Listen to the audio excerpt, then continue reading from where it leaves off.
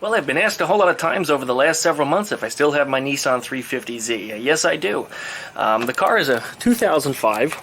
It was built in 2004, which would make the car almost 15 years old. It's actually just over 14 years old right now, so it's going on its 15th year. I've had it since September of 05, so it was actually sitting on a dealership lot for about a year and a half before I finally came for it. The thing has been really, really good to me. It's been really reliable.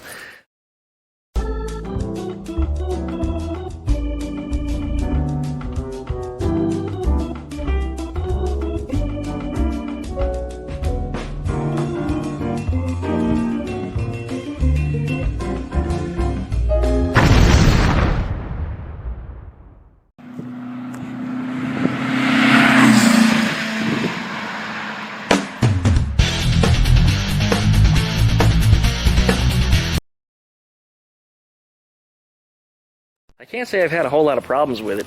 Really, I have. I mean, when you consider the amount of investment that I put into it, it's been like brake pads, fluids, and tires. Oh, and light bulbs, of course. But that's about it, really.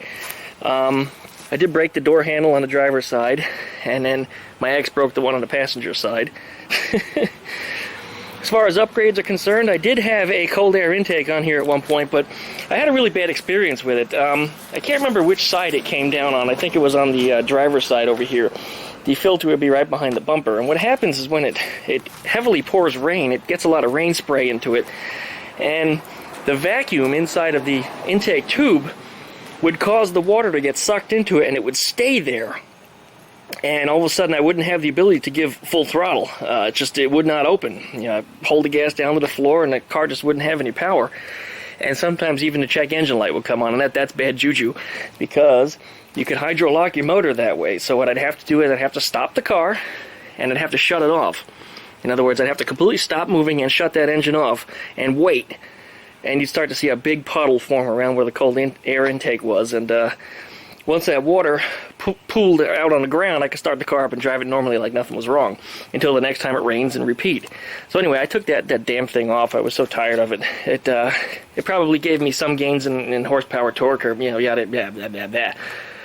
But I don't consider it to have been that much of an advantage, especially since it it was causing the potential to hydrolock my engine. And like I said, that's just not a good idea. But anyway, it's on its I think fourth set of tires in the back, third in the front. It's got 126,000 miles on it, I believe. And other than some dings and some scratches, you see you got some scratches down here. There's a ding in the hood. I remember when I dinged the door, I opened it up into a box that was on a pole, and it made a little dink here, which is actually starting to show a little bit of rust now. This was a door ding. I remember when I found it, pissed me off. Some of the coating that was on here is starting to white out. I'll try to buff it and see if I can get it out, but the car is overall just filthy because I don't drive it a whole lot anymore. There's a crease here in the trunk lid and a crack in the tail light because somebody hit it when it was parked. You also notice the exhaust is kind of crooked. That was part of that situation when they bumped it from the rear. The trailer hitch is an add-on. I put that on there. That has been really good, and this car has gone all over the country with the trailer attached to it. I put on probably 10-20,000 miles, just pulled the trailer. Loaded down with motorcycles, tools, equipment, recyclables, even a kitchen cabinet set I brought home once from about 50-60 miles away. That trailer was enormous. It was every bit as big as this car with all them cabinets on it. It was just massive. On this side, this happened very recently. I sold a Volkswagen to a guy, and I told him that the door was not bolted on. And the car was right here, alongside of this one, and he grabs the door handle, swings it right open, and the whole door goes flying into the side of the Z. So, I'm still working that out with him. We'll see what happens with that. Trying not to put it on his insurance and, mess things up for everybody. I got some cracking in the paint here on the mirrors.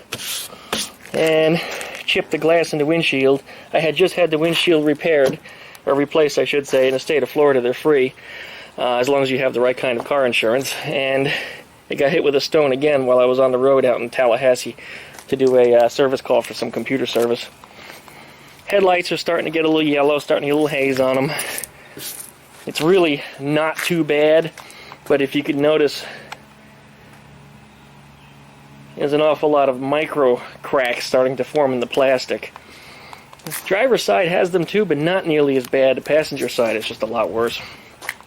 And the front bumper is taking its share of stone chips, so it's kind of messed up in the front. I've buffed that 2 or 3 times, and I buffed it to the point that the clear coat is so thick that I don't think I can buff it anymore. So I haven't done too much with it. There's some tree sap stuck to it in spots. Can't help it when you have all these pine trees. And what's funny is it's not even directly underneath a pine tree, but that stuff will carry in the wind. So there's a few spots of tree sap that I need to get off of here. So when I get around to cleaning up this thing, I will take care of that. Wheels are stock. As I said, the only upgrade that I ever put on it was the cold air intake and the trailer hitch. And the hitch, as I said, has been really awesome. The trunk in here, it's not releasing for some reason. There it is. I've always had trouble with these little springs that are on here. It's not the struts. The struts actually seem to work pretty good. They're a little weaker than they used to be. Actually, they're not too bad. When it gets cold out, they don't work for shit. It has real trouble holding the trunk lid up. I got my share of pine needles in here. This thing is always collecting pine needles. In the trunk, I keep my Volkswagen tow bar. This is something that gets everybody because I'm always pulling Volkswagens with this car, so I keep the tow bar in here. It's an easier place to keep it in storage. Ha! And I just found my missing keys. I'll be a son of a bitch. This car was actually sitting out here in the front yard unlocked for a couple of days until finally I locked it manually. I couldn't find my damn keys anywhere, so I'm actually using the spares. And look at that. They're right there. The only reason nobody ever stole this car is because there was another car, that stupid little Nissan Puke that I drive for work, was blocking it in. Man, I tore the whole house apart looking for those keys. Couldn't find them anywhere. There they are. I am a friggin' idiot. Anyway, as far as the interior is concerned, you can see there's a lot of wear on this, and it's not really so much dirt. There's actually like a clear coat that's on these little aluminum escutcheons, I guess they are, little trim pieces. It's actually worn through. There's like a clear coat that's just worn through. The leather on the steering wheel is starting to wear a little bit. The garage door opener button is clearly worn. That's the one that I use most often. Sun visors are intact. Even the clip's not busted. Headliner's a little dirty because my head rubs on it sometimes. You can't really help that too much. The interior is a little dirty. In fact, it's really dirty on the driver's side, or passenger side. It's really dirty on the passenger side because if you watched my video a couple weeks ago on Skeeter the Duck's channel, Boomer puked. And because I couldn't find the keys to this car, I hadn't been able to get in here to clean it up. But yeah, that's duck puke. The good thing about duck puke is it just kind of flakes off, so it shouldn't be too hard to clean up. I gotta get in here with a little brush and just brush it up. And there's no like bile or stomach acid in duck puke, because it's just a fresh food and water that sits in their crop, and their food is just like cereal. So if you can imagine just getting Cheerios wetted, that's kind of what it's like. It should start. I don't see why it wouldn't. The battery might be a little weak from sitting. Yeah, it was a little weak, but it started. All those bleeps and bloops comes from my radar detector that's up there. That thing has been really good. I bought that radar detector back in 2001 for my first brand new car that I ever bought. I got an Acura RSX back in 2001, I believe it was. And I got that radar detector even before I bought the car at the Radio Shack that I used to work for. And of course, Radio Shack is long since obsoleted. They're gone. Rubber duck. That little rubber duck was given to Skeeter the Duck on her birthday about 5 or 6 years ago by another YouTuber known as Lunatic. You may also know him as Rednecks Gone Wild. Kevin lives over there somewhere in Niceville, Florida. Really, really cool guy. Couldn't really ask for a nicer YouTuber to be in the area. I hope someday I'll get to hang out with him. I actually encountered him in Whataburger about a year ago. I went in there to service some computer equipment, and there he was, standing in the restaurant. He was rather surprised to see me stepping out of the car. But this car is good. This car is great. There is one problem that I do have to fix, and underneath the glove box, I don't know if you're familiar with Z's, but the glove box is behind the passenger seat. And it's full of all my paperwork and rubbish that I've collected over the years. It really needs to be gone through, and most of it thrown away. But the gas tank lives underneath here, and there's a coupler kind of that attaches the gas filler tube, which is way in the back of the car back here, to the gas tank that's under here.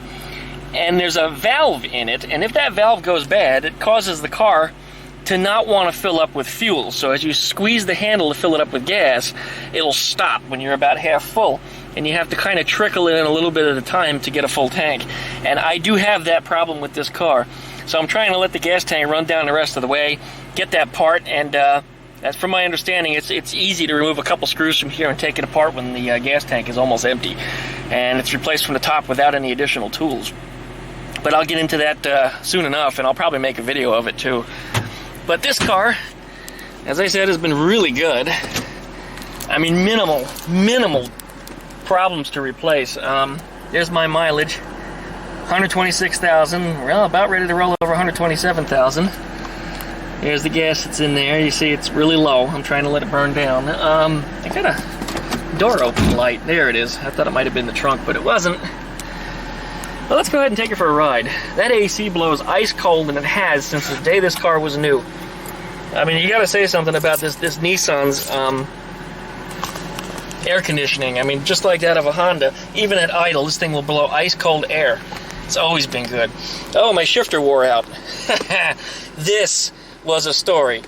The stupid shift knob that comes with these things, it's really nice, stylish, a lot of aluminum and leather trim and stuff. Well, the leather wore through, and the sharp plastic edges really didn't feel good in my hand, so I wanted to buy another shifter. I looked them up on a very popular auction website, and I discovered them to be almost $300 for a new one. If it costs about that much on an auction website, I can guarantee you that it's going to cost more than that, or approximately the same as that at a dealership, so I didn't even bother to check there. I found this one on another website online where you could buy miscellaneous stuff imported from China, and this one actually looks like it belongs with the interior. The only downside is this leather boot that's on here really doesn't have a place to attach, so I have to work on that and come up with some solution for it. It hasn't bothered me enough to deal with it. The only downside to this thing is that it comes apart. So what I need to do is take this all apart and with my lathe mill a spacer that goes down in between here, but they probably did that to save materials, but just the fitment of these pieces together, and a lot of engineering went into this. There's about a dozen different little pieces that hold this thing together between screws, nuts, bolts, spacers, leather spacers, aluminum spacers, top spacer. All these little pieces that go together is just amazing how much is on this thing. This is a brilliant piece of engineering, but they really screwed up that can happen. So like I said, I'll make some kind of spacer. If I had a 3D printer, I'd just make a plastic one and just put it in there and bolt it back together. But because of that, it can't tighten down, and that's why it's all spinning around in little separate pieces. It's a nuisance, it's annoying as hell, but it hasn't affected me any as far as driving is concerned. It does rattle a little bit. But, yeah, I almost just tried to put the car into Volkswagen reverse, which was kind of funny. This is the car I used to always drive when it was raining because I was a full-time motorcyclist. Here we go. And you can tell that shifter is annoying.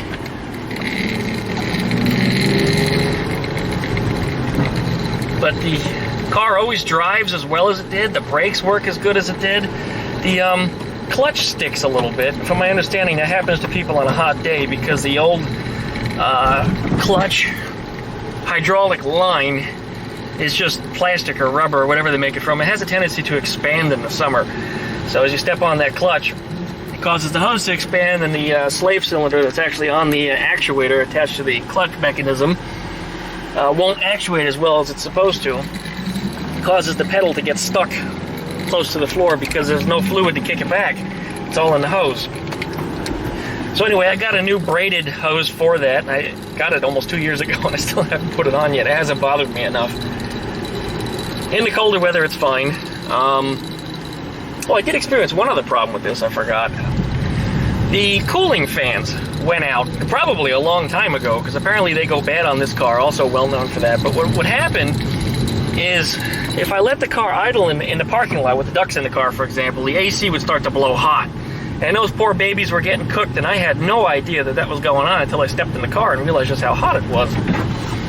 Well, anyway, there's two cooling fans that are up on the radiator, or radiator as we say where I come from. Radiator, radiator, gladiator, gladiator. You know, you say what you want to say. I'll say it how I want to say it. But I had to replace the fans, and I did that, well, a couple years ago. And the AC started blowing much cooler. The coolant temperature gauge over here was always showing right where you see it, rather than going way up into the H territory. Unless, of course, I was moving. If I was moving at highway speeds, it would drop down dramatically. But whenever I was just putting around town real slowly like I am right now, that temperature would come way up. And I also had a bad thermostat at one point, too, so I replaced that at the same time. And the thermostat was really stupid. It would get the car right to the border of overheating. I mean, it would be right between the two stripes at the H there. And you would start to be able to smell the coolant. But what would happen is if I shut the car off, even for just 30 seconds, maybe not even, 5 seconds, shut that car off, let it sit, and not even let it sit long, you know, just wait a little bit, and then turn the car back on, and it would drop real dramatically down to where it was supposed to be, and be just fine.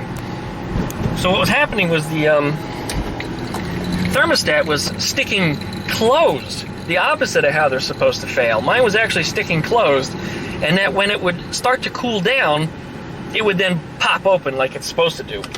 So, like I said, the thermostat on this thing was all stupid. So I went down to the dealership, and I actually did buy that part from the dealership.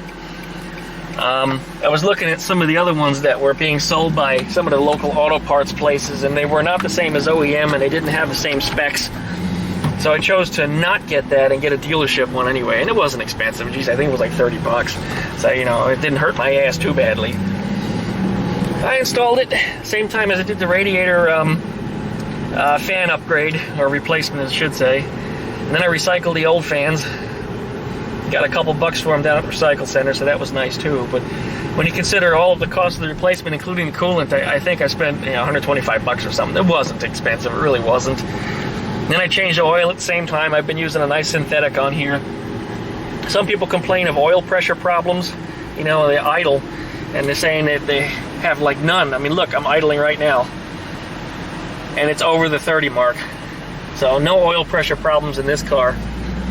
And I can't say that I've driven it too hard. I mean, when I first got it, I beat the crap out of it. I wore out a set of tires in under 5,000 miles in the rear. So I'm not sorry about it either. I really did enjoy it. But most of the driving this car gets is just, you know, putting around town or on the interstate. And if I'm pulling a trailer, I mean, even then, I'm not ragging on the car. I'm being gentle. This car has never had a problem. Never had a problem. And I got to admit that I'm really, really happy with this car. And it's done everything for me that I've ever asked of it. So I'm overjoyed to have it, and I'm not sorry that I ever bought it. Although I'd probably live in a nicer house in a nicer neighborhood, my credit probably would have been better because I wouldn't have had that expensive, like $500 payment every month on this thing, and that was with a huge down payment and a trade-in too. So yeah, I really paid for this car for a long time, and times got tough, but I always managed to make the bill on it, and I still have the car to this day, and it's long since paid off. Long since paid off, and like I said, I'm really happy with it. So thumbs up if you like this video. Thank you very much for watching. Click the subscribe button, pluck that little dingle belly next to the subscribe button to get updates every time I upload one of my videos, and please subscribe to my other channels, Vivi the Duck and Skeeter the Duck. Thanks again for watching. I appreciate it, and we'll see you next time.